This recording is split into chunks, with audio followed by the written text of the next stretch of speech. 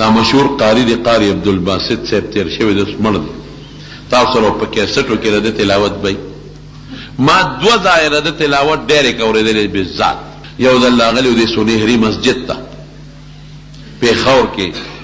د قاری فاضل الرحمن ته مخ کې تلاوت وکړو بیا د اوسه مصریان قاریان وغیب ته مخ کې تلاوتونه وکړو بیا د تلاوت وکړو سورته قاف دا کیسټ جدا आवाज او مخامخ جدا د خدای یو د وینا انداز ورکړ او یو ځل ما اورېدلې په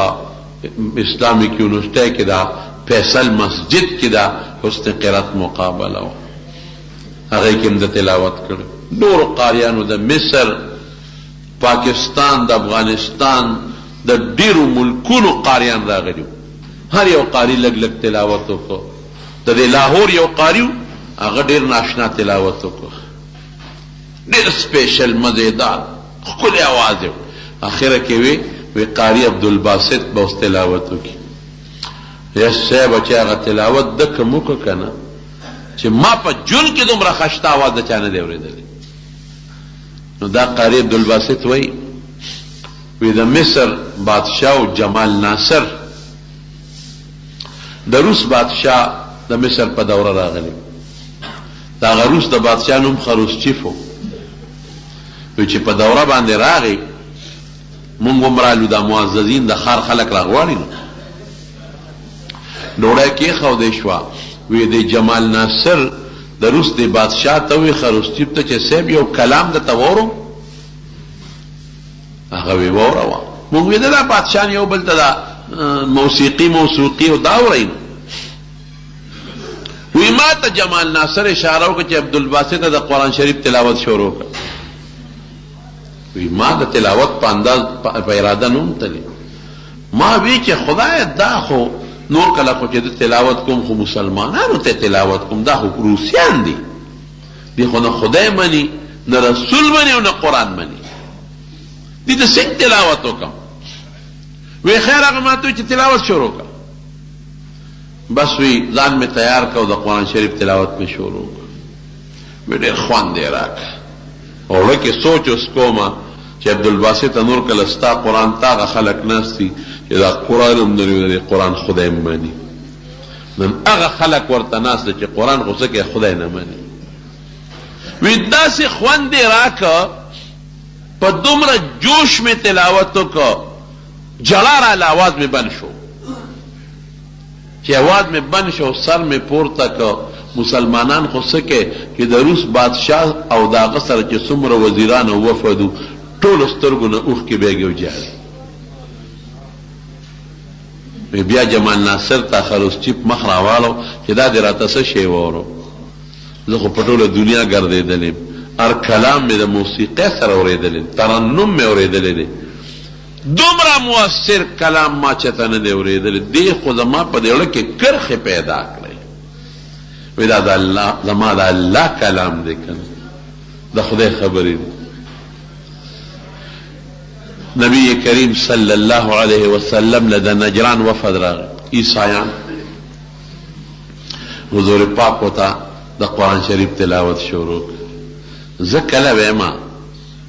چې رسول الله مبارک به د قرآن تلاوت کو چې هغه به څونه مزیدار اخو الله منتخب کړی دی له قرآن لکه څومره خوند به پکې نو چې څنګه تلاوت شروع کړو هغه عیسایان هغه خلق چې هغه د نجران وفدو سترګو نه اوښکې روانې شي واذا سمعوا ما انزل الیک ترى اعینهم تفیض من الدمع مما سترګو نه اوښکې روانې شي او پیغمبر علیه السلام د مکې نه طائف ته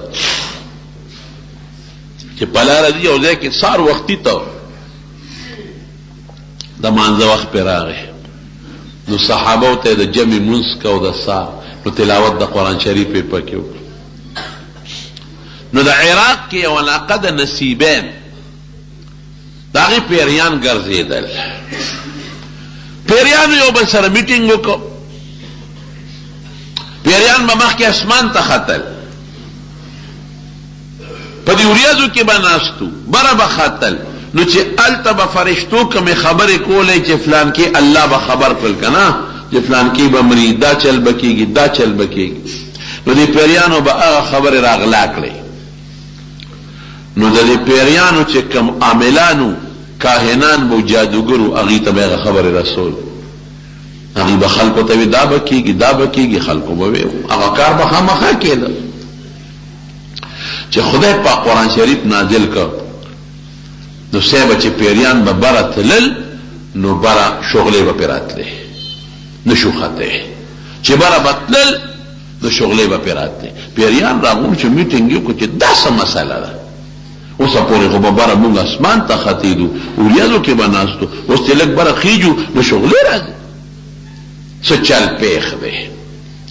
پیریان خواره شو، خوارې کړي په دنیا په ګوټونو ګرځي. بخاری شریف کې حدیث دی. وګرځي معلوماتو کې چې دا څه چل شوی دی. مونږ چې بره خیجو په مونږ شغلې راځي، سوځو، څه چل شوی دی. نو د عراق د نصیبین علاقې پیریان مکې ته متوجه شو. څوک یو خوا، څوک بل خوا، څوک ځنګل و. ته چې دا معلومات وکړو ته پوسونه څه چل شوی دی. چې مکې ته رالل دقه د مکې نه بار حضور پاک د سار مونځ کو او د قرآن شریف تلاوت یې کو په منځ کې صحابو ته چې قرآن یې واورېد که نه او دا مونږ چې بر اوس نشو تللی او په مونږ شغلې راغورځېږي دا د دې قرآن د وجې نه. او چې څنګه د پیغمبر علیه السلام قرآن واورېده ولې د قرآن د وجې نه. خدای د دې قرآن حفاظت کوي. لا يأتيه الباطل من بين يديه ولا من خلفه كسنگري تنزيل من حكيم حميد. دا خو رښتیا ده. الله پاک بالکل مکمل پیریانو شیطانان د برخطونو بند کړل. ولی دا قرآن چې بره فرشتې اوري او نبی علیہ السلام لې راوړي نو اصل نه چې دا اغوی ووري دا پیریانو شیطانان او اغوی چې تخپل صاحب جادوگر ته یوسي دلته به نبی علیہ السلام د قرآن تلاوت کې دلته به کوي. خلک به چې ته کې خپل ته کې غبل هم کوي کنه. بس د قرآن د حفاظت لپاره بند شود وي. شغلې په راځي اوس بره نشي خطې. نو چې دې څنګه د پیغمبر علیه السلام قرآن واورېده ګوره پیریانو نو ته حضور پاک دعوت ورکړی دی چې واورېده او مونږ سلام وګرځو بس دی ورلل او په پیغمبر علیه السلام ایمان راوړه. خدای مسلمانان واپس لاړل عراق ته نصیبین ته قوم ته سوی یا قومنا انا سمعنا قرآنا عجبا يهدي الى الرشد فآمنا به. یو ناشنا تلاوت مورید چې خلق نیکه تبلی نو مونږ ور باندې ایمان راوړه. دا معجزه شو. او اوس ته یو نوې د قرآن شریف اعجاز ښیي. څو کاله مخکې په دې امریکا کې یو جوړه مسلمانه شوې سړی خو پاکستانی مسلمانو د مخکې نه خو ښځه مسلمانه شوې ده. ښځه عیسایانه وه. دا ښځه وایي چې زما د دې خاوند یو بل سره دوستانه تعلقات. په امریکا کې دا شی ډېر دی. هلک وایي دا مې ګرل فرینډ جینۍ دوست سره او جینۍ وایي دا مې بوای فرینډ هلک دوست مې دی او یو بل سره تعلقات او ګیر چاپېره ګرځي. ازادي ده پکې. ولې د مارونو خفه کېږي ما و د دې موبایل او د دې انټرنیټ او د فیسبوک د برکت نه د هلکانو جینکو دوستانې ګورې دلته هم جوړې شوې. دا لویه فتنه ده، لویه قسم دی. موبایل او انټرنیټ نن په مخ د ځمکه لویه فتنه ده. دې کې ځان ساتئ. ګورې جینکوله او دې وړو له موبایلونه مو ورکوئ. دا د خدای د قهر نښه ده. د خدای د قهر او د غضب. نو دا هلک او د جینۍ دوستانه ونو دا هلک دی او یو سټور کې بابوګان د هلک دی جینۍ ته ما سره واده وکړه. جینۍ ورته وایي مور پلار سره به سلا وکړم. جینۍ چې مور پلار سره سلا وکړه نو مور پلار ورته وایي چې ورسره نکاح وکړه. خو دا پاکستانیان لږ غوندې بې وفایي اسنه چې فایده ده نه والي بیا دې پرېږدي. جینۍ ورته وایي چې ښه. نو د هلک باندې یو څو شرط ولګول. وی تا سره واده کوم خو یو شرط به دی چې د ما ستا واده وشي ته چې کوم ځای اوسېږې زه به د سره هلته واده شم در به شم خو د هغې هفته نیمه پس به ته دا خپل فلیټ پرېږدې هلته خلک فلیټونو کې اوسېږي دا کور به دې پرېږدې او زما کور ته به ځئ زه به تا سره نه اوسم هغه هفته نیمه به تېره کړو بیا ماله راځئ هلته به اوسېږو دویم شرط به دی چې ستا برې د خپل مور سره پلار سره رونو سره دوستانو سره تعلق ختمه دا به پرېږدې قرباني کوې به زما مور پلار دوستانو سره برې تعلق دریم شرط به دی چې زه زما اسلام نه ډېر لوی نفرت دی ما ته به دا نه وی چې مسلمانه شه زه به تا ته دا نه ویم چې عیسایي شه ستا خپل مذهب زما خپل مذهب څلورم شرط به دی چې د اتوار پر ورځ به ما چرچ ته بوځئ د عیسایانو عبادت خانې ته ګرجه او چرچ وی زه به هلته خپل عبادت کوم دا به ما خامخا بوځئ که ته را سره دننه کښېنې او که بار دا هلک وي دا جینۍ مې خوښه وه نو ما ورسره دا شرطونه ومنل واده مو شو ودونه هلته عدالت کې کېږي لاړو ستا هم کاغذ مو لیکه واده وشو لیکه وشو جینۍ ما ته را واده شو هغه خپل فلیټ کې مونږ څو ورځې تېرې کړې او د شرط مطابق ما خپله کډه کوډه واغېسته او چې دا کوم ځای اوسېده نو هلته ورپسې لاړم یو شرط خو مې پوره کړ دې سره اوسېدم دې زما د موبایل نه او زما د ډیری نه چې څومره زما نمبرې وې د دوستانو یارانو مور پلار پتې هغې ټولې ختمې کړې پلار سره مور سره رونو دوستانو سره مې تعلق ختم شو او د دریم شرط مطابق د اتوار پر ورځ به مې دا خپل عبادت خانې ته بوتله دی به د خپل انجیل شریف تلاوت کو زه ورته کله دننه ناست وم او کله بار بیا به مې راوسته او سهار به خپل سټور ته یو ځای تلو بیا چوټي شو واپس به نه دې ته ما وي چې ته مسلمانه شه او نه دې ما ته وي چې ته عیسایي شه ډېر خوشګوار تعلقه مو د مینې 3 کاله ډېر ښه وخت تېر کړ وی 3 کاله پس یو ځل تلم سټور ته دې ښځې مې چوټي کړې وه چې زه واپس رالم نو دې ښځې مې خاکروب راوستی و دا جاروکه او د دې فلیټ صفحه یې کړې وه دې ټول سنډلې وو نو مونږ خلقو چې زیاتې رسالې وي اخباري هغه چېرته اوبو کې وغورځوو یا وسوځوو ایرې یې چېرته یو طرف ته وغورځوو یا ښخ کړو الله نوم یې پکې امریکا کې برطانیه کې دا شینی هغه یو ډیران غوندې شي وي ډسبل ورته وي هغې ته غورځوي او بیا د کمیټې ګاډي راځي هغې یې وړي وي چې څومره زیاتي اخبارونه مونږ کتلي وو رسالې م کتلې وې هغه ډایجسټ یې زما دې ښځې هغه ډیران ته ډسبل ته غورځولې وې پالتو چې رالم ښځې تا جوړ ډسټینګ کړی دی څوک خاکروب دې راوستی دی ما صفایي وکړه چوټي مې ونه راشه دا کار به وکړم ذاتي اخبارونه رسالې مې لاندې وغورځول ښه دې وکړل دا هلک وایي ما سره یو قرآن شریف و رومال کې نغښتی و زما په شوکیس المارۍ کې پروت و وایي چې مې وکتل انو شکي شو خو ما له قرآن شریف نه راته په جون کې مې چېرته ګوتې م نه وې وروړی مور پلار را کړی و بس رومال کې برکت دپاره و ما ځان سره وړی دا هلک وایي مونځ هم نه راته یو اختر او بل اختر به جومات ته تلم اب هم د دوستانو د ملاقات په غرض تلم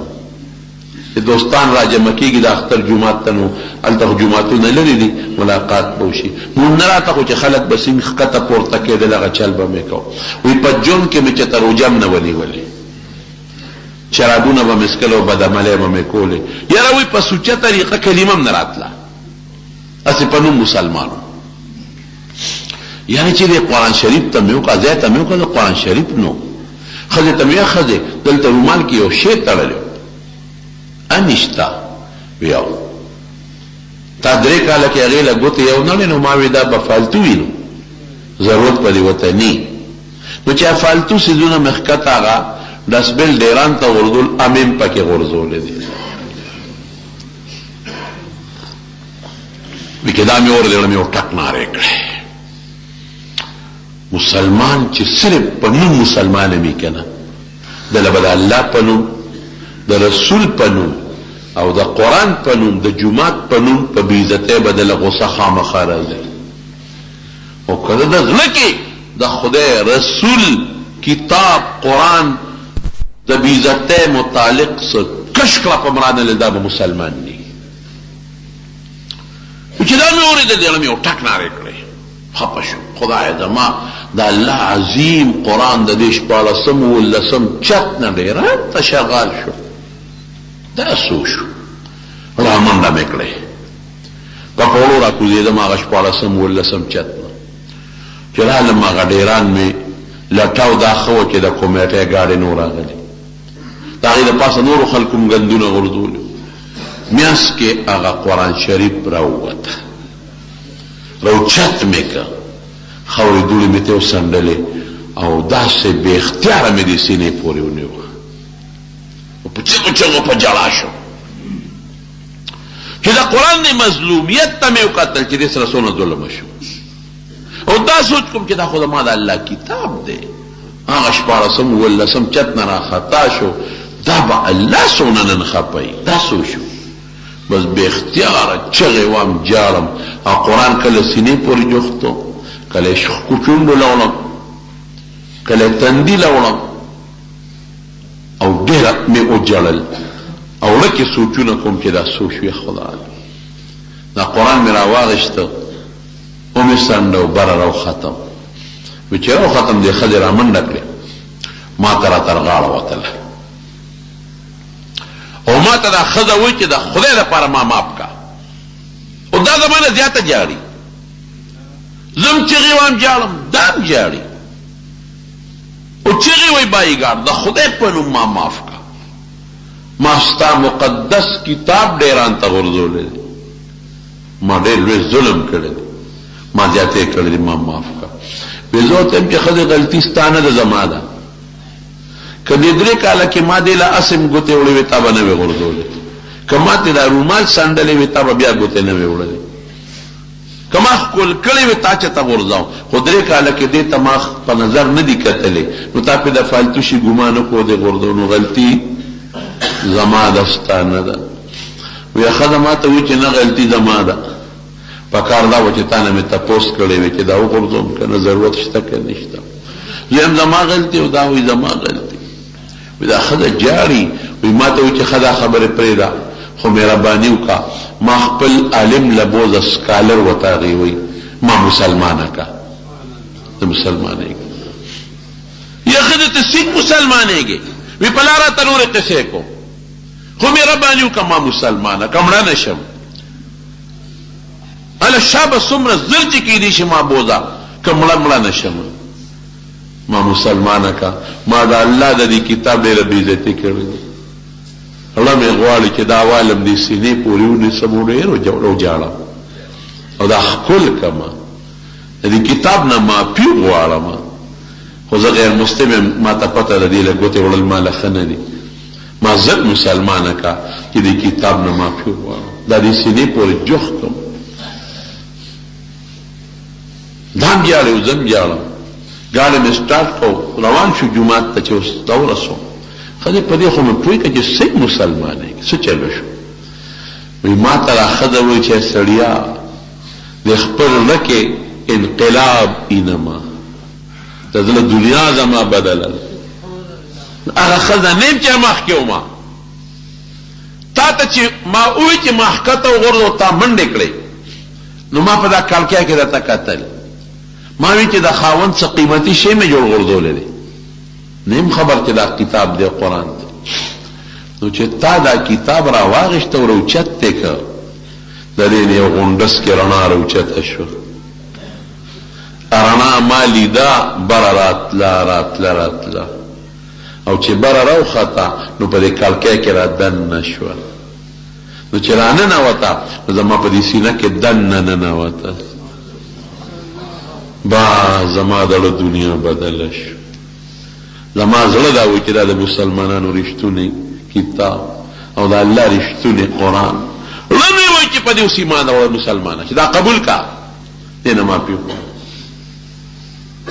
وی هغه جومات ته مې ورسوله وی زما د ښځې دغه ملا صاحب په خوله کلمه شهادت وی خدای مسلمانه کړه وی زم برای نام مسلمان و مام کلمه تجدید مې وکړه د ایمان دا ښځه څه وایي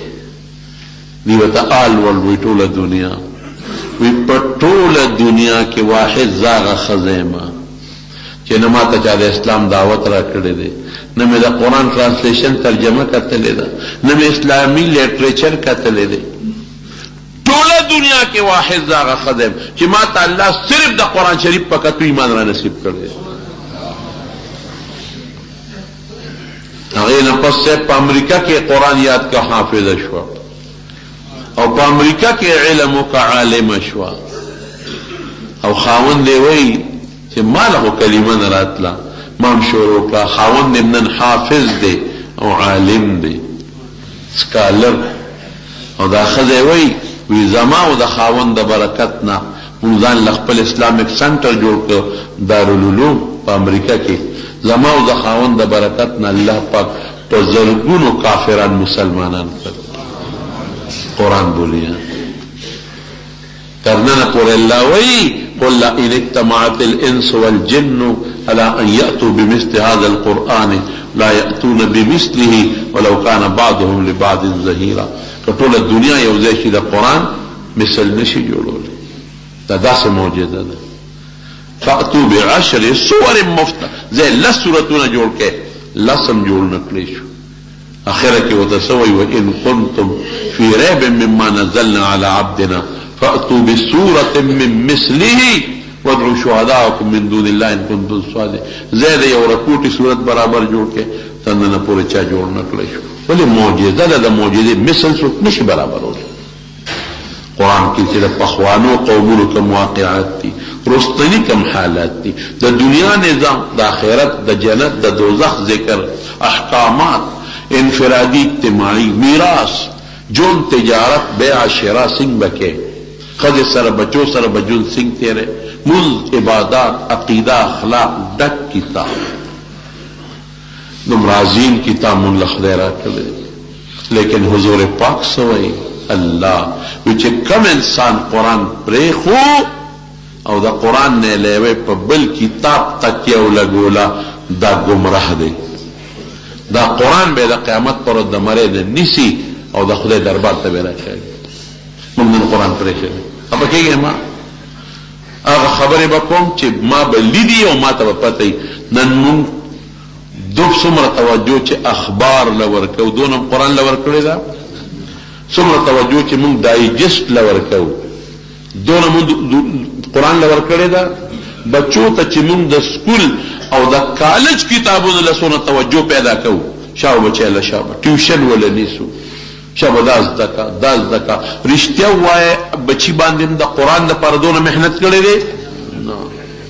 کمی پیسے چی من پخپلو بچو دا دنیا دا پارا لگو پبلک سکول پبلک کالج پبلک یونیورسٹی کے پہ کم پیسے لگو رشتیا وائے دا دے سلم و ضرم ایسم بچی باندی دا قرآن دا پارا لگولا کم ٹیم چی مونږ نن موبایل لور کو دونه ټیم مونږ قرآن لور کړی دی نه کمو پیسو باندې چې مونږ موبایل اخلو په دقه پیسو مونږ چې ته قرآن باندې خرج کړی دی نه نو قرآن پرېښی دی قیامت پر ورځ به الله وایي یا ربي انها دې خلکو خو زه شاته غورځولم څنګه دی لکه قرآن محجورات میر میں شوایت قرآن خودی پریخیو چاہتے غرزول قالت سنگری قومی اتخذوا هذا القرآن محجورا چاہتے غرزول یا بنی بچکئی سوچی صورت تبارک الذی وی نبی علیہ السلام فرمائی قبر کی بید پاسا پی وزر دا مرغی پا شکل وی وزر بخوری کی او چی عذاب فرشتی رازی نا دلب عذاب نور کے دا زما تلاوت کرے دے او سو بگریوان ننیسی راکاگی با اللہ پا نسوارو چی سمر پیسے لگولی دی دمرم پمان دی لگولی پا سگرٹو چی سمر پیسے لگولی دمرم پمان دی لگولی او په بچی چې د دنیاوی تعلیم د پاره کم لکونه لګولې دي کنه نو په مې 15 پیسې نه دي لګولې الکه خبر دروغ کوم که رښتیا کوم صرف دې لپاره مونږ قرآن برکت لپاره مونږ ته کور رومال ته وکړی دی خو دی بس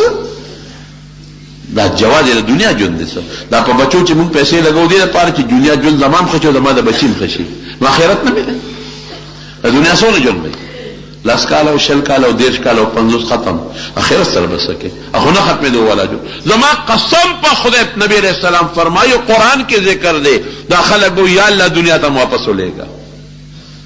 ته چې سوي کو خدای ته ولېږه مونږ دنیا له الله وي بس پرې دوس مخ کې ګوره دنیا د تل نشته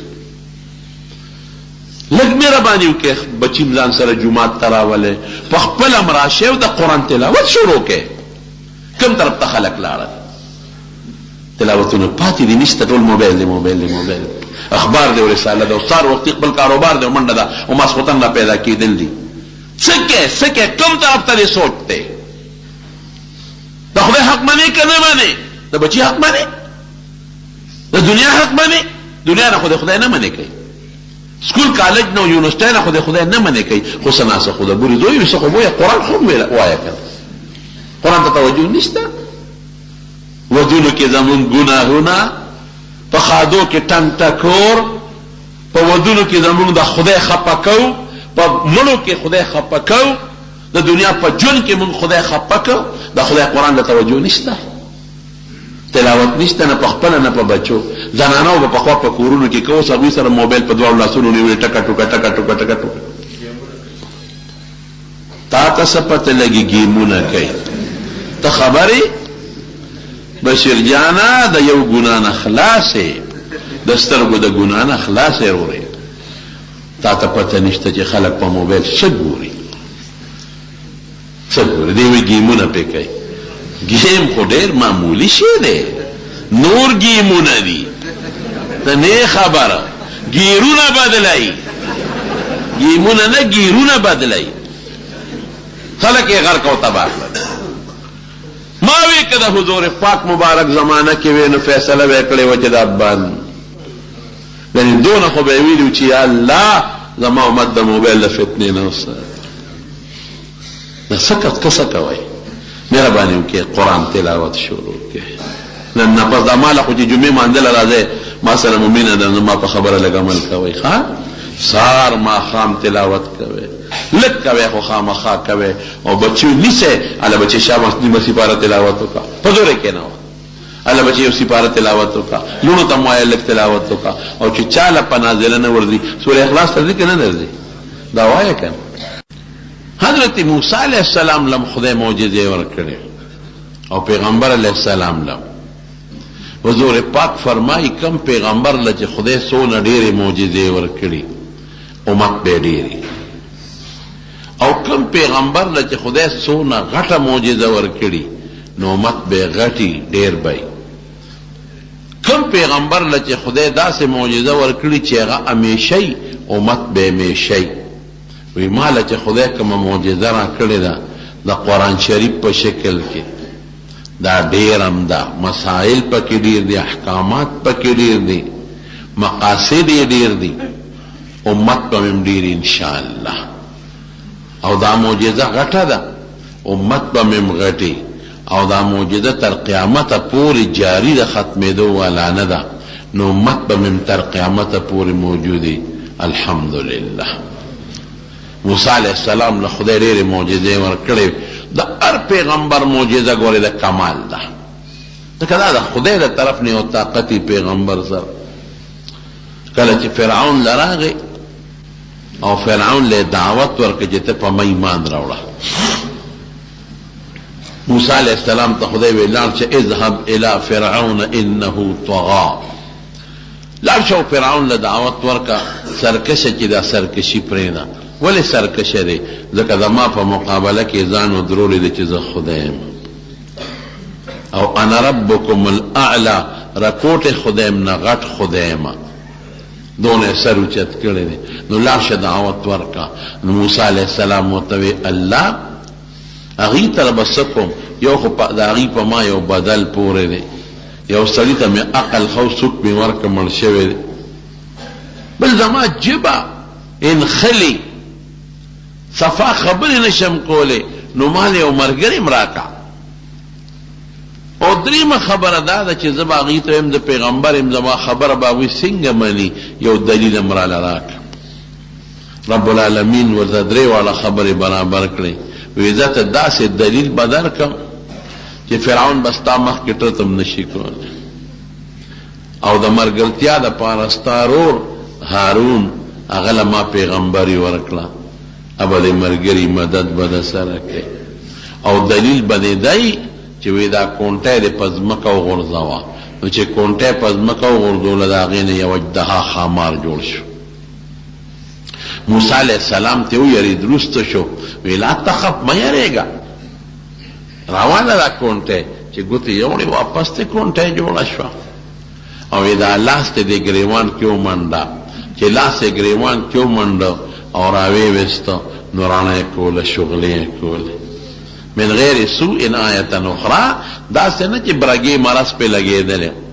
نه لکه د بجلۍ او د ډیوې په شان رڼه یې کوله. زه دا دوه دې نښې شوې. هارون علیه السلام ورته لار کې استقبال کوه. هغه الله پیغمبري ورکړې وه او دواړه لاړل فرعون ته مخامخ په دربار کې ودرېدل. ته څوک یې لکه زه موسی یم دا مې ورور دی هارون. او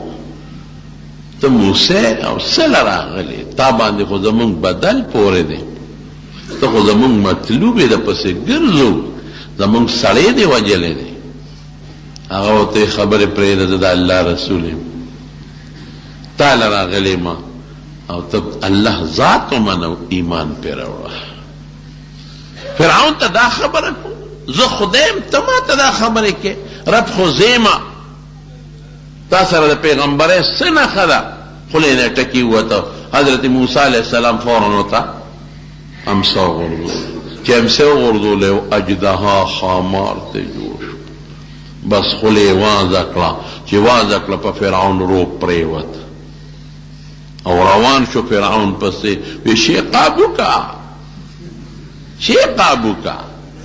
فرعون خو یېرېد چې که دا خولې راواچوله اوس به مې مریض کې خو غټ خامار دی. زر یې کونټۍ له ګوتې یوړې مار له واپس ته کونټۍ جوړه شوه. بس روب پې پرېوته. که دا نه وي نو ممکن ده چې موسی علیه السلام ته یې لاس اچولی وي جیل کې اچولی وي او نقصان یې وله ورکړی. من د الله پیغمبران یو او تا له راغلي یو سرکشي دې پرېږده. زما ماشوم پیغورونه ورته شروع کړل. نن سبا هم خلک پیغورونه ورکوي که نه ورکوي. الم تر نربک فینا ولیدا. ماشوم موږ نه لوی کړی پیب نه دي درکړی ډوډۍ هم نه ده درکړې خوراک هم نه دي درکړی موږ سره دې وخت نه دی تېر کړی تا سره ما څه نه دي کړی. ګوره پیغور خطرناک شی دی. چاله دې ډوډۍ ورکړه پیغور به ورته نه کې دا ګناه. که چاله دې جامه ورکړه پیغور به نه کې. او بعض خلقو له خیراتی شی ورکړي او پیغورونه ورته کوي. قرآن شریف کې الله تعالی فرمایي لا تبطلوا صدقاتکم بالمن والاذى. چاله دې شی د خدای په نوم ورکړه نو پیغور به نه کې چې ما درکړی دی. احسان به پې نه ورکړی.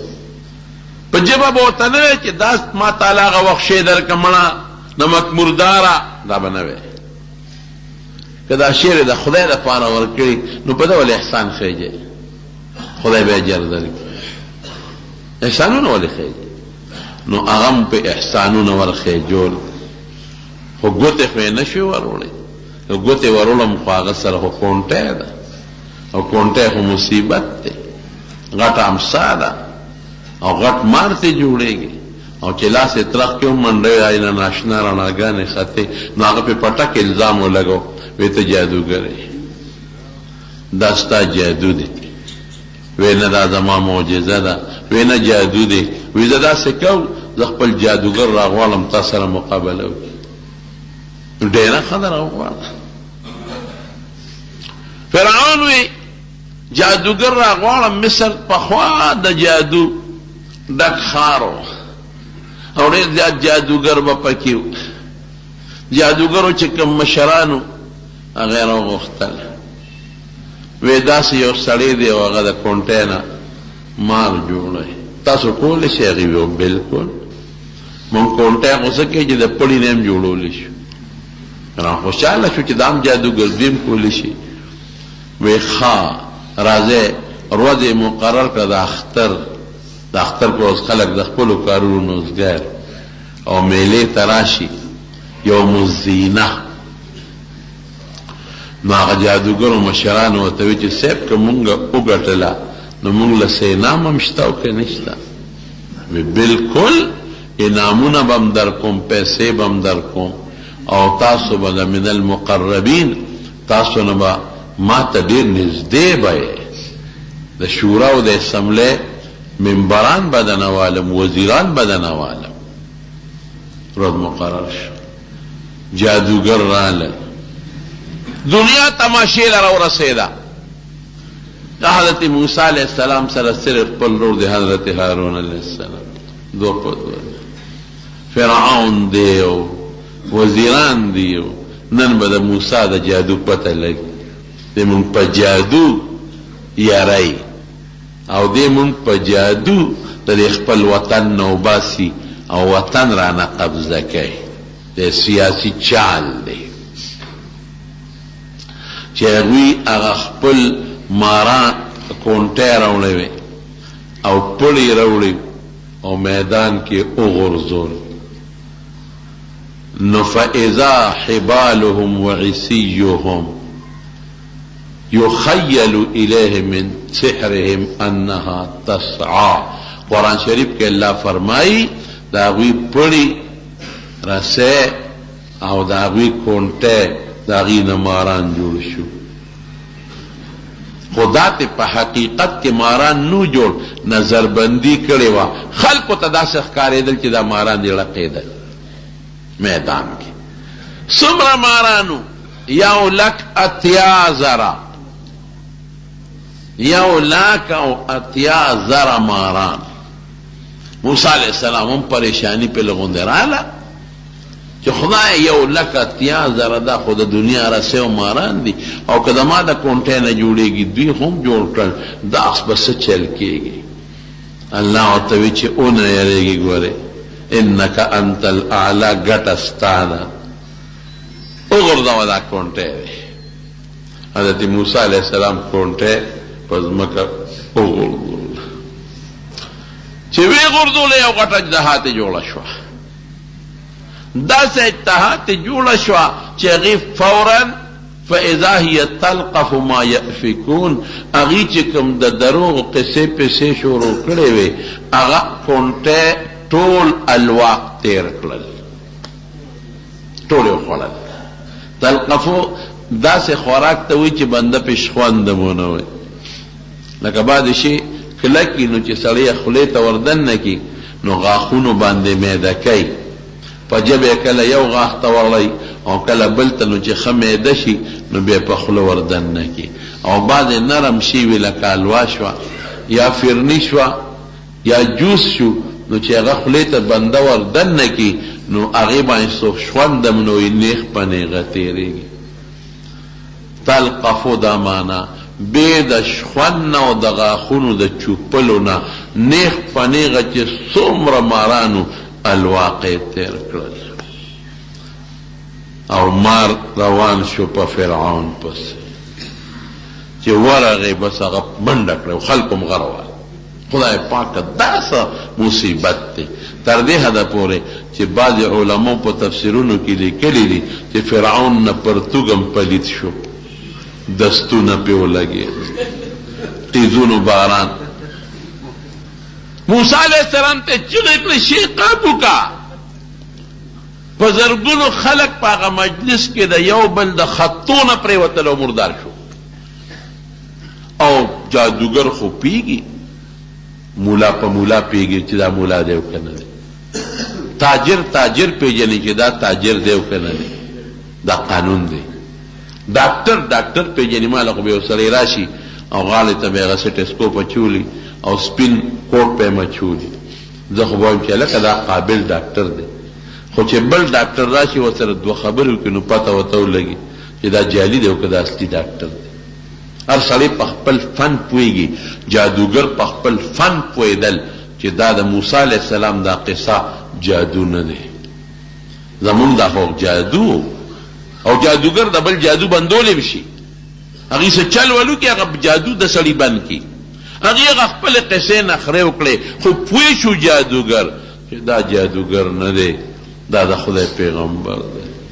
او دا معجزه ده. بس غیر اختیاري ټولو چغې کړې آمنا برب العالمین، آمنا مونږ په رب العالمین باندې ایمان دی، د موسی او د هارون په رب زمونږ ایمان دی، مونږ مسلمانان یو. حضرت موسی علیه السلام کونډې راوچته کړله، واپس د امسا نه د مار نه کونټه جوړه شو. دا معجزه شو. دا معجزه د موسی علیه السلام د پیغمبرۍ دلیل. جادوګر پیشو هغې خو ته پته ولګېدله او فرعون خبره په بل طرف ورواړوله، وی دا تاسو صلاح کړې وه، هذا کبیرکم الذي علمکم السحر، دا ستاسو مشر جادوګر دی، چل درته ټول ده ښولی دی او ذوق مالم چل جوړ کړه، د قسطم شی مقابله جوړه کړه او تاسو چې ته پرېږدم لاس او خپې به دنه پرېږدو. د الله پارشي کې حکمت دی، که دغه وخت کې د مار ورمنډه کړې وې قسم دې دا فرعون به الواق تیر کړی، لیکن الله وی چې نه لږ مهلت در کوم، صبر در کوم. ولې که خدای دې چې ته مسلمان کی نو صبر یې ورکړ. نو بیا جګړه جوړه شوه، نو الله موسی علیه السلام ته وی چې زه اوس خو دې بني اسرائیلو سره دا جادوګر ملګري دي، بس پرېږده اوس علاقه ورته پرېږده، زه وړه نیله زه کار ګورم. موسی علیه السلام مخکې د سره د خپل قوم نه او فرعون ورپسې دی، دریای نیل ته راورسېده. خو موسی علیه السلام پیغمبر چې کم کار کوي بیا د الله د خوښې نه کوي، الله ورته په دې لارځه بس چې رالل یا الله خو مخکې خو دریاب دی، پول پې نشته، کشتۍ نشته، ما سره خو بلا قوم دی او شاته خو فرعون دی، انا لمدرکون، اوس به مې رالاندې کړي. الله وی لا کله هېڅ فکر چې ونه کړي، زه دې مدد کو. دریاب ته ورسېدل، بیا موسی علیه السلام الله خدای اوس به څه کوم، کونټۍ در سره نه ده، تا له خو ما داسې معجزه در کړې ده چې دا دریاب ته یوس چې دریاب له کونټۍ یوړه پکې 12 لارې جوړې شي، دا بله معجزه شي. اوس که کونټۍ خو څه کوي چې یو لوی لرګی راواله او په دریاب یې راوبروه، قسم دی که پکې لاره جوړه کړي، 12 لارې جوړې شي. ویزاوس دی پې وردن نه شو، څه تې پورې وتل څه پکې روانو چې دی کې فرعون راورسېد. دومره پوره حرامي و چې هغه خپلو خلکو ته وی زما روبه مو لیده، وی دا زما خدایي ده، دریاب ما ته وشلېد نو دشمن پې به وړېده. جبریل علیه السلام نبی علیه السلام ته وایي چې دی راورسېد نو اس خو پوهېږي دا حیوانات هم لږ هوښیاري، اپې نه راته، نو وی هغه اسپه مې والا د واګې نه ونیولې او چک مې ورکړه، را دننه مې کړه. نو چې دوی څنګه راورسېدل او د دریاب دې منځ ته شو، موسی علیه السلام پورې وتی وی کونټۍ دې بیا دریاب له یوسه، یا ویړه چې ټس شو دریاب وجنګېد مکمل. نو بس خدای غرق کړل ټول قوم تباه شو. نو حضرت جبریل علیہ السلام حضور پاک ته عرض کوي، بخاری حدیث ته جی وی دا الله رسوله وی که هغه وخت د فرعون چغې دی اورېدلې، وی د دریاب د ویښ نه مې یو توره خټه راوچته کړه او د فرعون په دا خوله کې مې ومنډله، هسې نه چې د خدای پې چې ته رحم راشي او دا چغې وی او خدای پاک چې د توبه قبوله نه کړي. علما لیکي دې نه معلومیږي چې د بدعمله سړي او د ګناهګار سړي فرشتین دشمنانې وي، څنګه چې په د خدای رحم نه او مسلمان وته خیره کوي د قرنګ فرشتیم وته خیره کوي او دا غیم پر رحم نه. دا د موسی علیہ السلام معجزه ده. حضرت عیسی علیہ السلام لم خدای معجزه ورکړي. قرآن شریف کې الله وایي چې کم سړی به د برګي مرض بیمارو هغه به په لاس راخ کې ټیک ټاک بشي. حالانکه هغه زمانہ کې برګي مرض لا علاج مرض اوس هم داسې خاص علاج نشته. ډاکټران کوي خو 100% یقیني خبره نه ده. او چې کم سړی به د مور نه پیدا لوندو یو سړی عارضي سترګو کې فرق راشي علاجو کې خدای پاک یې جوړ کړي نه چې بالکل نظر به پکې نو پیدایشي لوند حضرت عیسی علیہ السلام به په لاس راخ کې خدای به جوړ او دینه غټه معجزه واله چې کم سړی به مړ دی براغه او پاغه مړی به لاس راخ کو او قم باذن الله نو عبادت پامسه د ابلیس بچیو پراغه زور قبر او چتا دا آدم علیہ السلام زوی رشاد خطا شو زور قبر چې پراغه چا وته دا زور قبر ته مړی جمع دکې دا جمع دې کول شي ودا الله فاذن هل تودرد بقم باذن الله دی جمع شو الله وتقبر اشلو تروت ساوی د جلالین محشید غلی کلی دی چروت دا نیم سر او نیم ګیره سپینو وتوی دا ولی وی تاسو چلو کو وی دا الله پیغمبر عیسی دا مال الله معجزه را کړی په معجزه ترجم دی شوی روز بس کیږي اوس په الله ته سوال وکما نو بیا به مړ شو د قبر کې به خخ کو او تسوي وتوي چې تاوي چې قم باذن الله نو ما ویګل قیامت شو دا نیم سر او نیمه ګیره مې په دغه هیبت سپین شو اوس ما بیا وجنه بیا وی خانو یو مهرباني وکا زه چې کله ما نه ساوته ده د زنکدن سخت والی ما نو هغه د زنکدن تریخوالی مې اوس په خوله کې پروت دی دا مهرباني وکړه چې عثمانه سو باسنه الله ته دا درخواست وکړه چې دوباره د زنکدن د سختۍ نه بچ شي. زمانونو ډېرې خطرناکې مرحلې را روانې د ټولو نه لومبۍ خطرناکه مرحله چې زمونږ ستاسو په سر ده هغه د زنکدن سخته ده. الله دې مستعد نبی کریم صلی الله علیه وسلم فرمای وی د بدعمل انسان نه چې فرشته سو باسی دا د حضور پاک مبارک وینا ده. داسې مثال دی لکه سسپار اوس په نه چې په اور کې سرکه او مالوچ لامده کې او دا پکې راکاږي لوخړی وي دقسې دا ساده د په دې رګونو کې راښکلي کېږي دا رګونه لوخړی وي. او حضور پاک یو بل مثال ورکي وی لکه کما اونه چې د غنو ډکره د ازغو ډکره د غنو اونه او هغه څانګې د په دې رګونو کې خوري وي د غنو هغه څانګې او هغه اونه تر راکاږي او هغه څانګې د غنو د په دې رګونو کې راخکلي کېږي. قسم دې رسول الله مبارک فرمایي وی دا سا چې تیو باسی نو وی دی سا سره د رګونو نه د غوښې او د وینې قطرې بار راوځي. الله دې مساعد دی. او د نیک عمل انسان نه چې زنکدن کې فرشته سو باسی وی داسې مثال دی لکه یو ازغې چې د چا د خپې نه وباسي ازغې او یا لکه یو مشکي او د هغه مشک نه یو څاڅکي اوبه لاندې تویږي دا یو مثال. نو الله نه سوال وکړه چې ما بیا الله د زنکدن د سختۍ نه وساتي. دا د حضرت عیسی علیه السلام معجزه. ماشومانو ته به څیزونه خور ماشوم به ولاړو او ته بچې ورشه که نه جړل به ولې جاړې نو هغه به وایي ډوډۍ پسې جاړم یا میوې پسې جاړه ورشه په پلان کې الماره کې د نمور هلته میوه پټه ښودې رضان له راوان ماشوم بلاړه هغه الماره ته به وخت شی به راواغېش مور ویم کوم ځای نه دې را پیدا کړ پیسې چې کوم څیزونه به خلکو کور کې پټ ذخیره کړي حضرت عیسی علیه السلام به هغه څیزونه ورته ښودل دا د هغه معجزه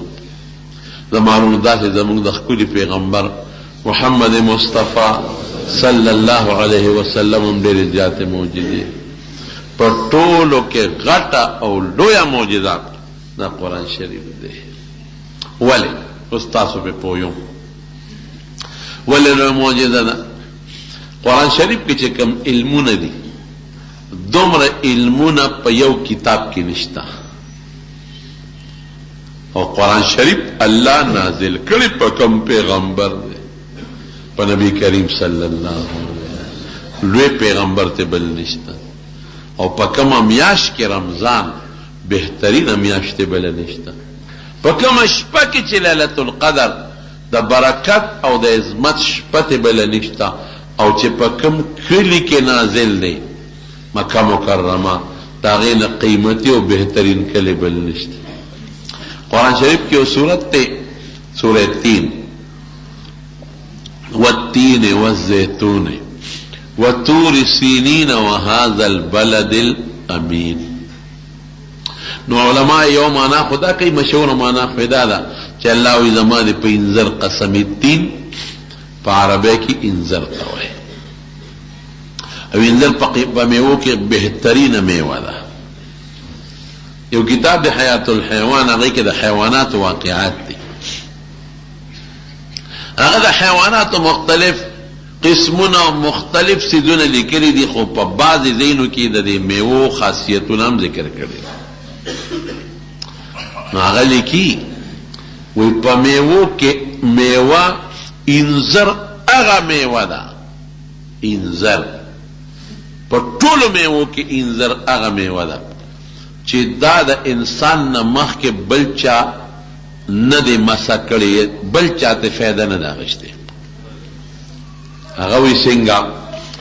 تاسو ته پته ده انځران چې د چا په ځای کې وي خلک وي پلان کې د انځر ګل دی د انځر ګل چا لیدلی دی نه هره میوه چې جوړېږي لاول ګلي د ګل نه پس د هغې نه میوه جوړېږي نو په دې ګل باندې صاحبه دا مچۍ بڼېږي هغې ته خپله فایده اخلي مچان راځي هغې ته خپله فایده اخلي خوږوالی پکې وي ماشي راځي هغې پې بڼېږي هغه خپله فایده ته اخلي نو چې دا ګل نه کوم وخت میوه جوړېږي نو په هغه میوه کې دنم بیا هغه بعضې حشرات که ماشي وي او که بل شي وي هغه خپل اثرات ورپرېږدي او انځر هغه میوه ده چې د دیم ګل شته دا نه چې ګنې ګل یې نشته خو هغه ګل تر ننه پورې ماشي د شاتو مچۍ او مچم په خپلو سترګو نه لیدل هغې هم ته فایده وانغېسته نورې میوې به تاله فایده درکوي خو د هغې د ګل نه او د هغې د غوټۍ نه به مخکې د حشراتو او د مارغانو فایده غشتي وروستو به دې ته فایده هلی دا هغه انټچ میوه ته دی وایي دې نه به صرف ته فایده اخلي ګل نشته امرود کې دننه چینجي کېږي سیو کې دننه چینجي کېږي په میوو کې دننه خامخا د هغې مناسب چینجي کېږي خو په انځر کې به اوسه پورې چې د چا چینجي نه لیدل خو خواږه میوه ده فایده پکې ډېره ده ځکه پې الله قسم خوري زیتون هغې باندې م الله قسم خوري زیتون بهترین شی دی اوس هم ډاکټران وایي د زړه مریض دپاره هغې وي د زیتون تیل استعمالوي کولیسټرول ختمي د زړه رګونه کولاوي او ډېرې فایدې یې لیکن بعض علما دا معنا کوي و طور سینین کوه تور یادوي یو لوی غر دی بعض علما وایي چې نه والتین والزیتون د تین نه انځر نه دی مراد تین یو غر دی جبل تین ورته وایي جبل تین دا هغه غر دی چې حضرت داود علیه السلام ته الله د دې غر د پاسه زبور نازل کړی والتین زما دې په هغه جبل تین غر قسمی چې ما داود علیه السلام له د غر د پاسه زبور ورکړی او زیتون دا بیت المقدس کې غر دی د زیتون هغه دانی بوټي تم وي تیلو تم وي زیت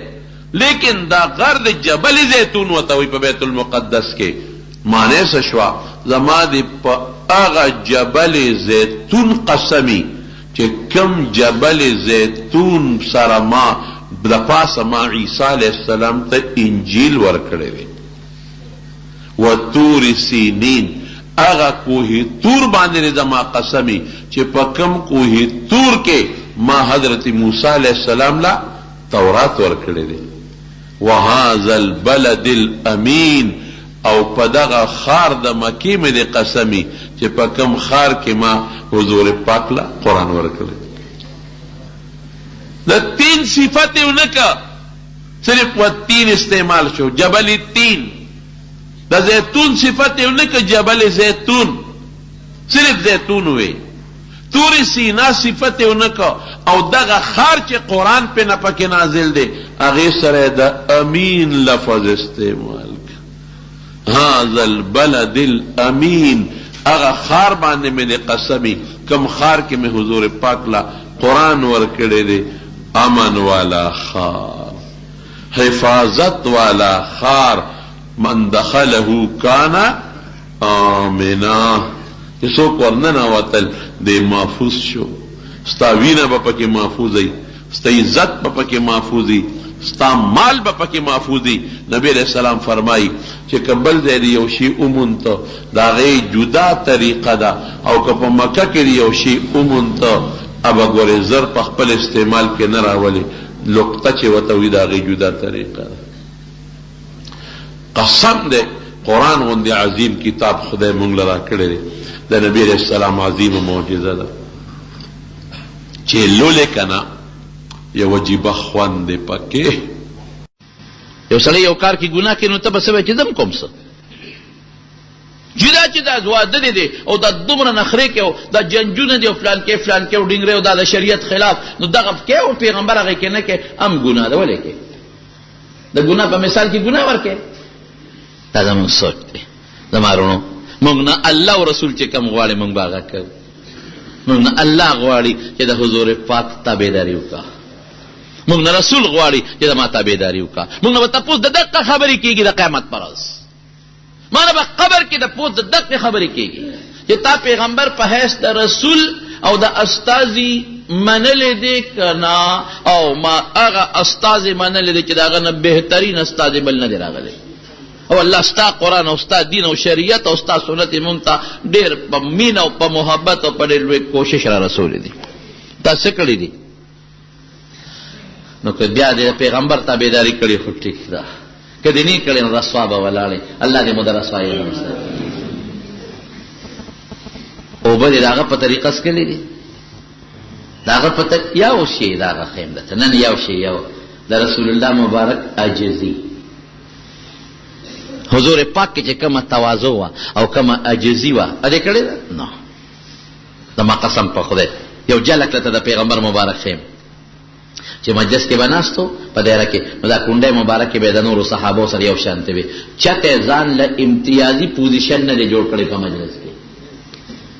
چې د بار نه به باندې سی راغی او نه به پیژنده قسم په خدای که دا پته ورته لګېده چې دی کې پیغمبر علیه السلام کم یو دی څومره صحابه قدر کوي څومره عزت صحابه وای بیا وروسته لکه ګرانه شوه ځکه د بار نه به میلمه راغی هغه ته به پته نه وه چې حضور پاک پکې کم یو دی نو موږ څه چلو کړو نو موږ ولې یو لوړ ځای جوړ کړو دکان ورته عربۍ کې وی په هغې به هم نبي علیه السلام کېنو چې بار میلمه ته تکلیف نه کور کې دننه عایشه بیبي څه وایي کان رسول الله صلی الله علیه وسلم فی محنت اهله کور کې به دننه بیبي سره کار کوو دا جزي وی قسم په خدای چې سپلی به وشلېدله په خپله به یې ګنډله نه بیبیانی دي او چې کمیس به وګشلې ده په خپل به ځان لګنډاو او به په برقه په خپل ځان لريستلې دا د حضور پاک جون او چې پلار به نبی کریم صلی الله علیه وسلم ته چې ته د سپینګری نه مخکې شوی نه دی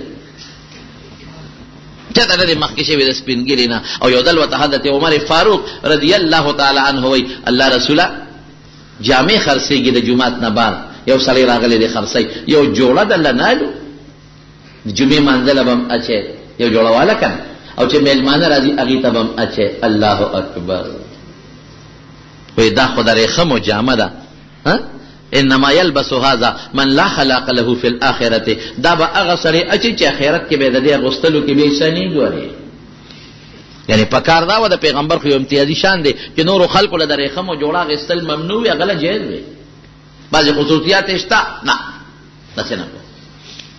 دا د رسول الله مبارک خوی دی. او په سفر کې چې څنګه عام صحابه په سفر کې خدمت کوي، دقسې خدمت نبی علیه السلام کړی.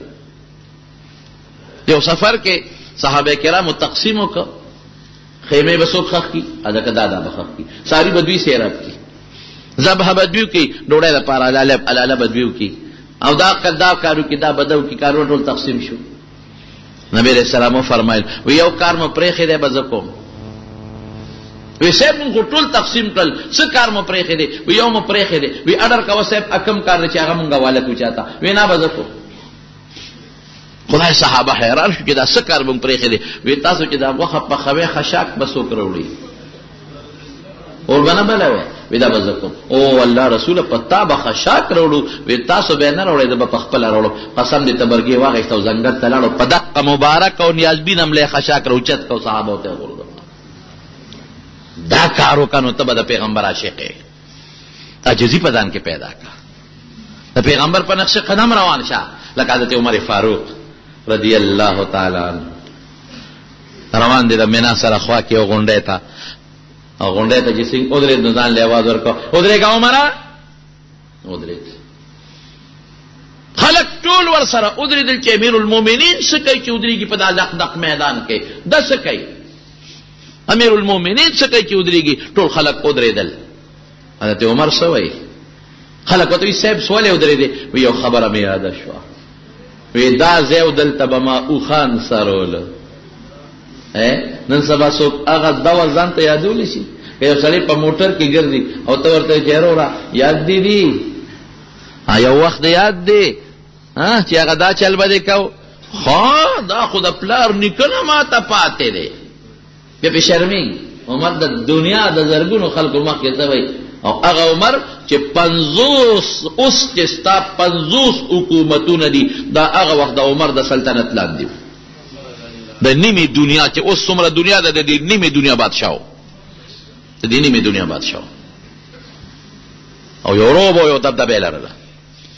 مضبوطه روب او مضبوطه دبدبه. هلته څه وایي؟ هلته وایي عمره یاد دي وی دلته به دې اوښان سروله، جامې دې شلېدلې وې، سپلی به دې نه وې. نو چې اوښان به مې د شپې کور ته بوتلل، نو زما پلار و خطاب ابه راته غوسه و، او ما ته به عمره د اوښانو په سرولو نه پوهېږې. وګوره د خلکو څاروي ماړه راځي او تا اوږې راوستل، نار دې بوتلي و، نار دې راوستل. عمره تا له د اوښانو د چارولو سل نه درځي، نو تا نه به څه جوړېږي؟ ته به څه کې د اوښ په سرولو په چل نه پوهېږې؟ تو چې سبا لوی شي څه به شی به نه جوړېږي؟ عمره ګورې هغه شی وې. اوس که دا خلک درته ټیس پاس کېږي او دا خلک دې عزت کوي، عمره دا ستا کار نه دی، هماغه اوښانو والی. دا د چا برکت دی؟ دا د چا برکت دی؟ د چا برکت دی؟ دا د محمد مصطفی صلی الله علیه وسلم د ناستې برکت دی، دا هغه د صحبت برکت دی، دا هغه د مجلس برکت دی. داسې به څوک وایي چې کله مصر ته ځي، مصر ته به حیث د فاتح ځي. ابو عبیده ابن الجراح رضی الله عنه گورنر دی او د مصر ته ورسېده، که جاوه کې کمیس انخته و، هغه شلېدلی و. نو ناست یې ځان له وګنډه. حضرت ابو عبیده ورته یو اعلی جوړه راوړه. وایي عمر دا واخله. دا څه شی دی؟ وایي دا مې دله راوړه، تا سره به اوس د عیسایانو د یهودیانو مشران ملاقات کوي، وفدونه به راځي، جرګې به راځي، هغوی به در سره ملاقات کوي، جامې دې شلېدلې دي، بدې ښکارې. وایي دا هغه امیر المؤمنین نوم خو د هغه پښتانه وایي، موږ پښتانه وایي لکه د پلانکي نوم دا ټک په دروازه لیکلی دی. نوم دې د دنیا په د فارس او د کسرا په محلونو کې ګړنګېږي. ته مهرباني وکړه دا جوړه واچو. وینا وی ګوره ډولې به ښکاره شي او په دې شلېدلو کې ښه نه ښکارېږي. او ورته څه وایي کفا بالایمان زینتن، د ایمان نه بهترین ډول بل نشته او شکر دی هغه راکې پروت دی. دې ته عاجزي وایي. دا نه چې ګنې د عمر ما د حضور پاک کم صحابي ما. او یو ځل حضرت عمر فاروق رضی الله بخاری کې حدیث دی د بیبیانو سره لږ ورانه راغلی و، چرمانه راغلی و، نو بره بالخانه کې دیره شوی. عمر صاحب ته مرګري الوی وی چې دغسې نبی علیه السلام خو بیبیانو سره روانه راغلی ده. اوږده قصه ده خو عمر صاحب راغی بره وروخت. الله اکبر چې بره وخته عمر صاحب وی چې ختم او اومې قتل د حضور پاک کوټې ته، هغه کوټه چې د دواړو جهانو مبارک سردار پکې ډډواله چې مې او قتل صرف 3 سرمنې پکې پرتی دي، نور څه نشته. 3 سرمنې لږ دارو پراته دي چې دا سرمن کله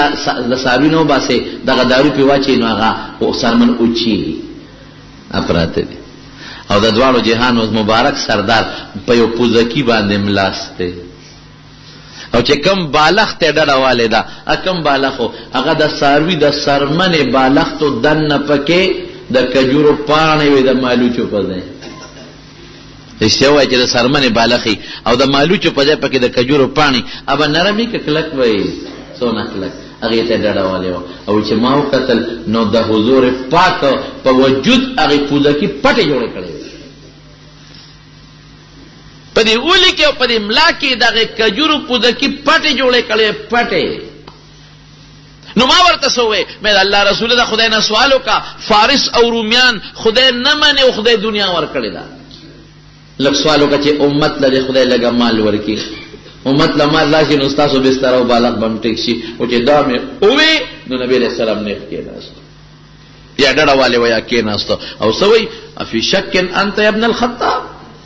ته جوړ شکی په د خپل دین کې. دا هغه خلک دي چې هغوی له د خپلو د دنیا د دې ښو عملونو اجر خدای په دنیا کې ورکړی دی، موږ له به خدای زموږ د عملونو اجر په آخرت کې راکوي. دغه د پیغمبر جون صلی الله علیه وسلم دغه عجزي، دغه تواضع، من تواضع لله رفعه الله. دا یو صفت خدان کې پیدا کړه د پیغمبر د عشق او د مینې دا یو صفت ځان کې پیدا کا عجزي. خو لفظي نه، بعض خلک نوم سره لیکي بندے ناچیز، بندے عاجز، فقیر، عاجز، مسکین، عاصوی، گناهګار، فلان کې نه نه نه نه، چې صرف د خولې عاجزي نشي عملي عاجزي شي. چې د خولې عاجز ځان ته ونه وي په کومه طریقه ځان کې عاجزي پیدا کې عملي. ماشوم سره مینه، مشر سره مینه، ښځې سره عاجزي کول، ګاونډي سره عاجزي کول، کبر نه ځان پسې خپې به نه راکاږي، عاجزي ځان کې پیدا کړه. لوی مه پیدا کوه په ځان کې، عاجزي په ځان کې پیدا کړه. حضرت عمر فاروق رضی الله تعالی عنہ وی د حضرت ابوبکر صدیق رضی الله عنه زمانہ ده، بادشاہ دی، خلیفہ دی، نو مال خو ډېر شوی په دغه زمانہ کې. نو زه لاړم ما وی چې دا بیت المال لږ وګورم. چې بیت المال مې وکتو نو بیت المال کې مال ډېر زیات پروت دی. نو د بیت المال چې کوم سیکرټري دی هغه ته ما وی چې لیسټ راوړلی غوندې د غریبانانو کونډو چې کم چاله مال ورکوي هغه د رجسټر راوړو. ما کته د حضرت ابوبکر صدیق دغه خاص مشیر و، سینیر منسټر، خاص 2 نمبر سړی ورپسې. ورګه ګورم چې د لیست کې چې ته د غریب کونډې، یتیم، مسکین نوم نه پاتې. نظر مې واچو نو چې دا ما په ذهن کې څومره غریبانانو ټول پکې لیکلو، څومره پکې مسکینانو، کونډې وې، رنډې وې، ټول پکې وو. چې مې وکتل نو پکې یو ښځه وه او د هغې د خاوند نوم یې لیکلو چې خاوند یې مړ دی مرحوم، او هغې ته مخامخ خانه کې د هغې تنخوا نه وه. د هر چا ته مخامخ په خانه کې تنخوا وه او د دې ښځې خانه خالي پرته وه. سړي نه مې تپوس وکړه چې د دې ښځې تنخوا نه میلاوېږي؟ وی نه. د نوم یې ولې لیکلی دی؟ نوم لیکلی دی خو بس تنخوا نشته دی. ولې بیت المال کې مال نشته؟ نشته دی. نو ولې د دې یاره بس پته نشته خو ابوبکر صدیق رضی الله عنه همدغسې خانه خالي پرېښې ده. عمر صاحب وایي ماړه کې سوچ وکړه چې بس ابوبکر ښه پوهېږي خو دا خو یوه کونډه ښځه ده او د دې به څونه مال تاجتي زه راشه د دې چې څومره ضرورت دا به عمره ضبط پوره کوي. لکه مې فیصله وکړه پته مې ځان سره نوټ کړه او د هغې ښځې محلې ته لاړم. تپوس مې وکړو دا مخامخې کور دی. چې کور ته ورغلم تپوس مې وکړه څوک یې شته وی نه څوک یې نشته دا ښځه په کور کې دننه پرته یوازې. ما دې ښځې له اواز ورکړ ای کونډې یو زلمی راغلی نوم مې عمر دی خلکو خو پېژنده او زه ستا که څه خدمت وي نو ما ته ووایه چې ستا خدمت وکړم. کونډې راله اواز ورکړه چې بچیاو زما خو یو درې ضرورت دی. یو ضرورت مې دا دی چې ما له څوک ډوډۍ راوړي نو اخو د ما یو ګاونډي دی او ما له سهار او ماښام ډوډۍ راوړي دغه ضرورت مې پوره دی. دویم ضرورت مې دا دی چې زه معذوره یم نو چې دا کور راله څوک صفا کوي دا د خاورې بره چت نه را جوړېږي دیوالونو نه کچه دی چې دا راله څوک صفا کوي. او دریم ضرورت زما د اوبو دی چې ما له څوک اوبه راوړي صفا اوبه ځکه مدینه کې خوږې اوبه کمې وي او دا ځای راله لږ چړخه کوي دا دوه جته دي. ما وی ښه کونډې زه به هر سهار راځم او ستا دا خدمت به کوم چې بل چاته ونه وی. ډېره ښه ده خو چې سهار رالم او دې کونډې ځان ته ور د بار نه زنځیر دی. کونډې دا ور وی چې دا خو زه نشم پاسېدی د دننه نه زنځیر دی نو دا به څنګه کولاومه وی بس بچی چې بیا راشي چل به راته وښیم. سهار وختي چې اشراق مې وکړ لاړم مشک مې را ډک کړ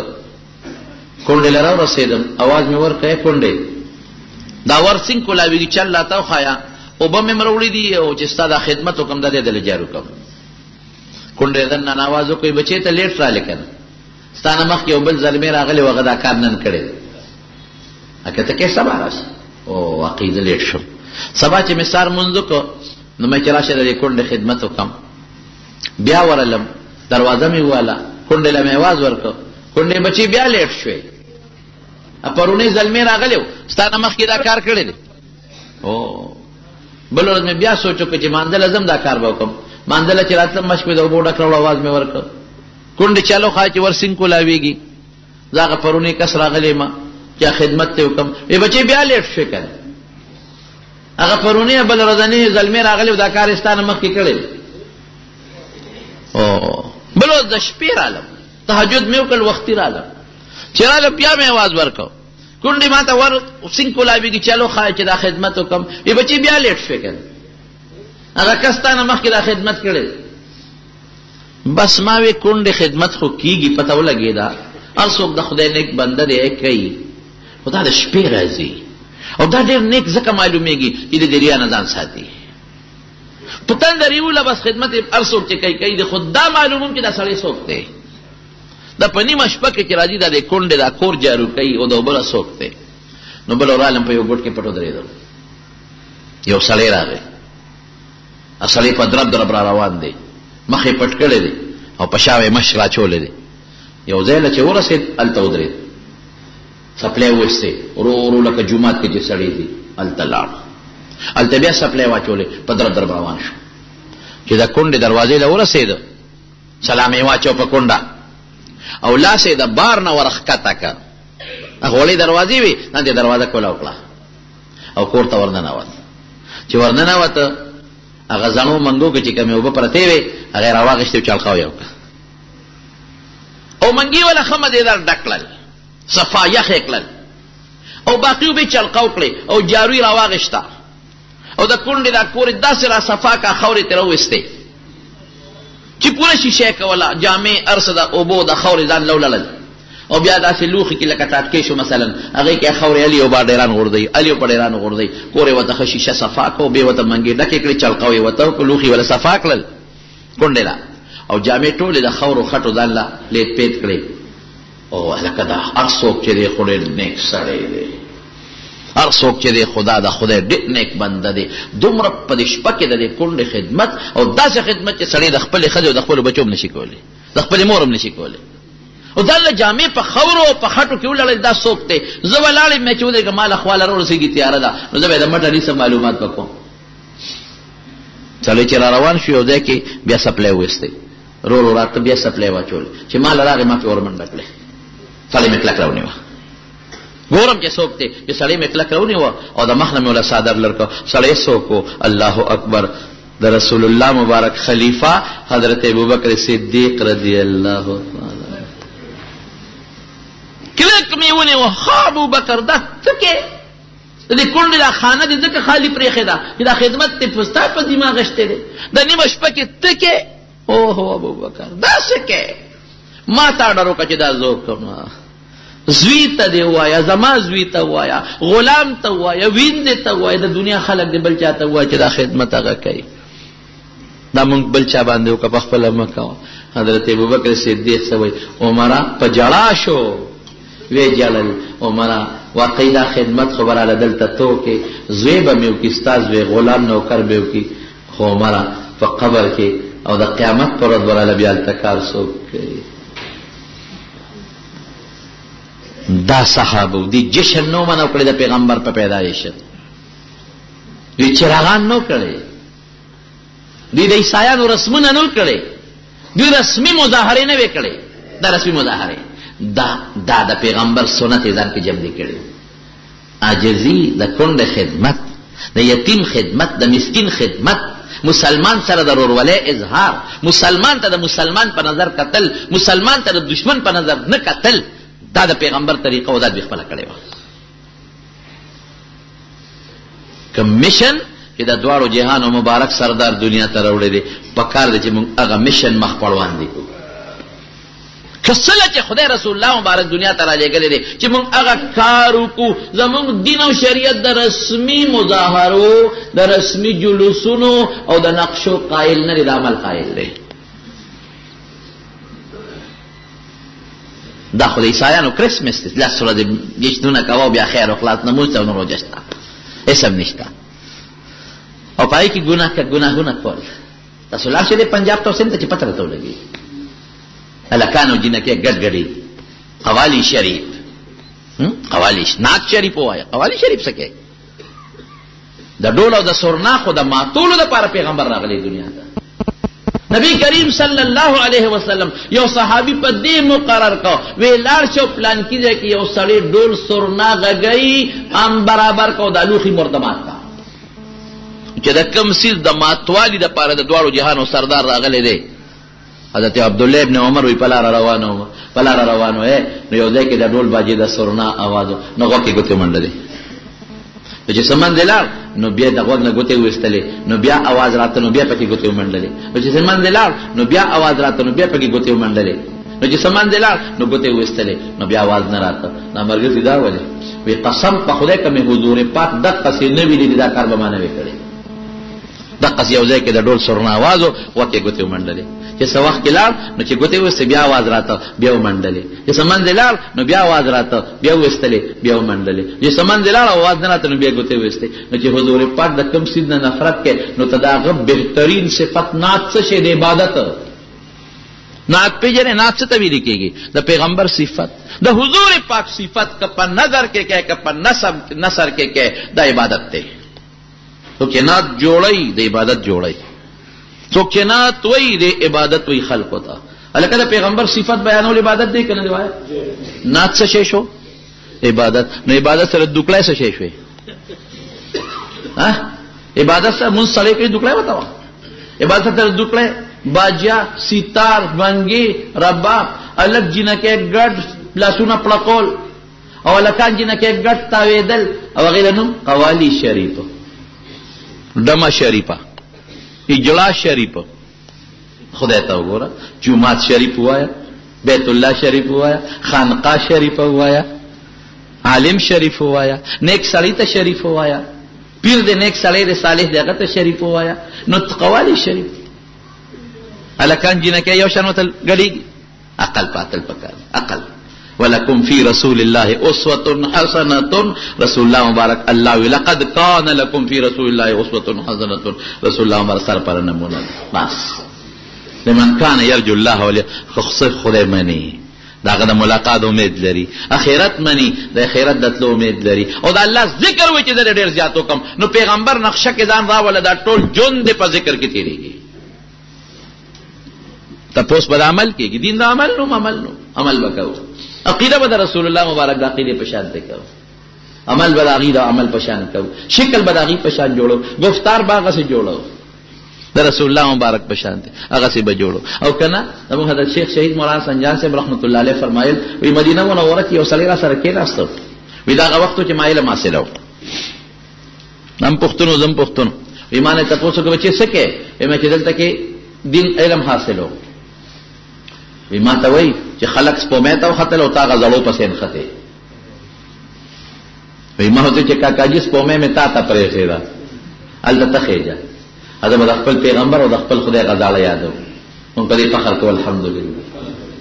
وی چې لک سات او د ابتابادو او شیخ صاحب بیرسټر باریټلا وکیل چې وته وای وکیلو، وی چې لک سات تیر شو، وی ما ته چې برخوردار دا نبی علیہ السلام د اکبر بچا زمانہ کې تیر شوی دی. ما وینا لله و انا الیه راجعون. دین ته قدامت پسندی دی او زور شی وته دا د پته نه لګی چې اکبر کله تیر شوی دی، خاندان مغلیه کله تیر شوی دی، او حضور پاک کله تیر شوی دی. لږ مهرباني وکړئ په دې ربیع الاول کې که تاسو څه پروګرام کوئ، جلسه کوئ، د شریعت دایره کې دنه د خپل پیغمبر مبارک اخلاق زده کې او بل ته وښایئ، د حضور پاک عقیدت د خلکو پیدا کې، دا غي ناتونو صفای په دې میاشت کې په نور ټولو کې دا پروګرامونه وکړي او خلکو ته ورسوي. د پیغمبر مبارک د حالاتو نه خلق خبر کې، د غي د اعمالو نه خلق خبر کې، او د غي د اخلاقو نه خلق خبر کې، دا نه چې صرف جشن او خیر او خلاص او لکانو جنکه او چراغانونو قصه خلاص شو. دا نه،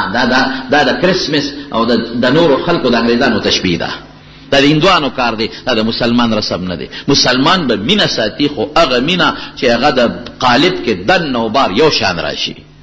مسلمان به د پیغمبر پراتلو چې کم مسلمان د خوشاله اظهار اونې کې خدا سره مسلمان نه دی. مونږ په دې الحمدلله خوشاله یو چې د دوړو جهانو سردار دنیا ته راغی، کنه به نه به زمونږ د ایمان او نه به زمونږ د عقیده و، دا خدا غیره مخ خدا غیره برکت نه او چې کوم مشن الله پاک رسول الله صلی الله علیه وسلم دنیا ته لګلې باید پکار دي چې مونږ هغه مشن مخ کې کو، په خپل هم په عمل کو، بل ته مرسو، هغه سنت مونږ په خپل قالب کې مراولو، بل ته مرسو. په دغه طریقه د خپل خوشاله اظهار کو. زه په دې خوشاله شم چې خدای زما په لاس یو سړی مسلمان کی، زه په دې خوشاله شم چې زما په وجه الله پاک د رسول الله مبارک ګیره په یو مخ د یو مسلمان ور پریری، دا زما خوشالي ده.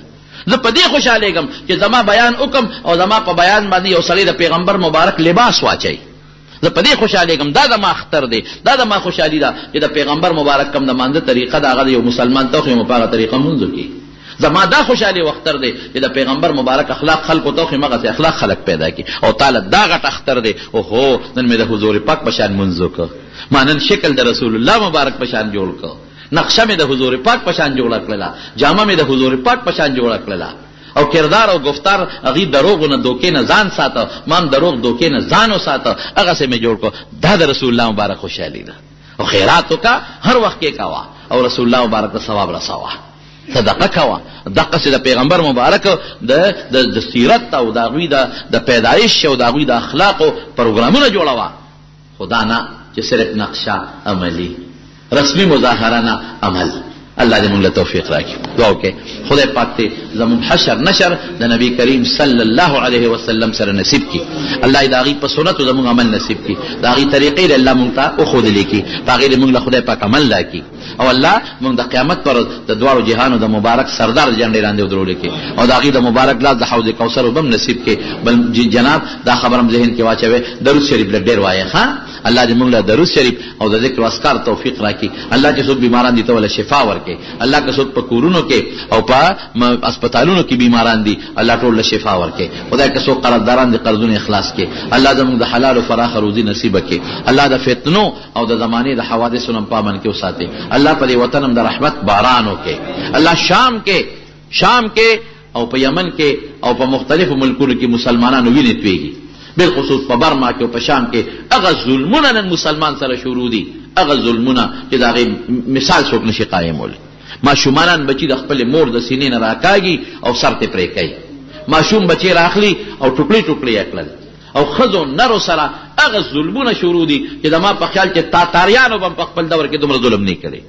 داسې ظلمونه نن په شام کې شروع دي چې یقین وکړه که زمري به هم د چیلې بچي سره داسې ظلم وکړي.